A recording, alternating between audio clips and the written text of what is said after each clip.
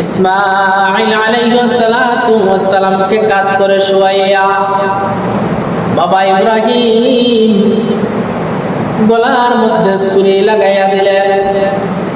ইসমাঈল আলাইহিস সালাতু ওয়াস সালামকে ডাক দিয়ে বলতেছেন, ইয়া বুনাইয়া ইন্নী আরা ফিল মানামি আন্নী আযবাহুকা ফানজুর মাযা তারা।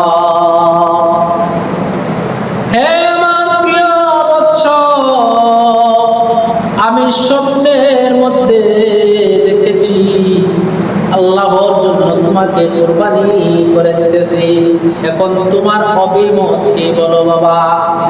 হযরত ইসমাঈল আলাইহিস সালাতু ওয়াস সালাম কেমন পুত্র, সুপুত্র। আমার আল্লাহ ইসমাঈলকে কেমন ধৈর্য ধারণ দিয়েছেন।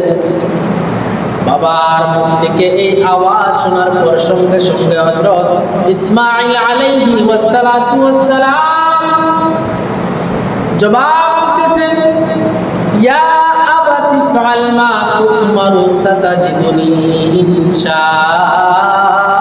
ইনশাআল্লাহু মিনাস সাবিরিন।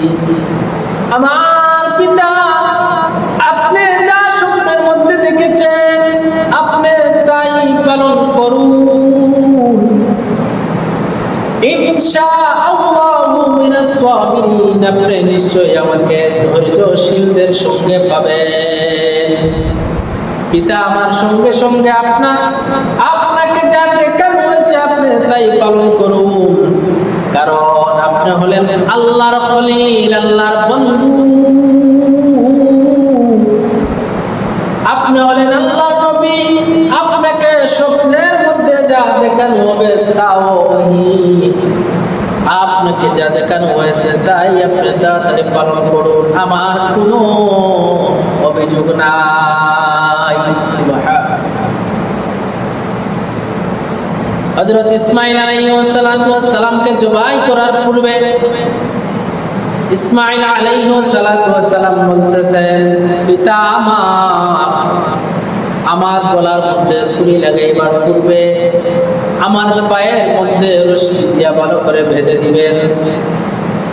আমার গলার মধ্যে ছুরি লাগাইবার পূর্বে আপনার চোখের মধ্যে রুমাল বাঁধা দিবেন গো।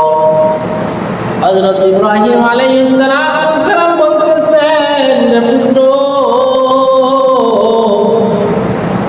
কিসের জন্য তোমার পায়ের মধ্যে আমি রশি বেঁধে দেব আর আমার চোখের মধ্যে পট্টি বাঁধবো? ইব্রাহিম আলাইহিস সালাতু ওয়াস সালাম এই প্রশ্ন করার পর কত সুন্দর উত্তর দিতেছেন। বলতেছেন, বাবা আমার, আপনি যখন আমাকে জবাই করবেন আমার মুখের দিকে যখন তাকাইবেন, আমি আপনার একমাত্র সন্তান। আমি জানি আপনি আমাকে অনেক মহব্বত করেন, অনেক ভালোবাসেন।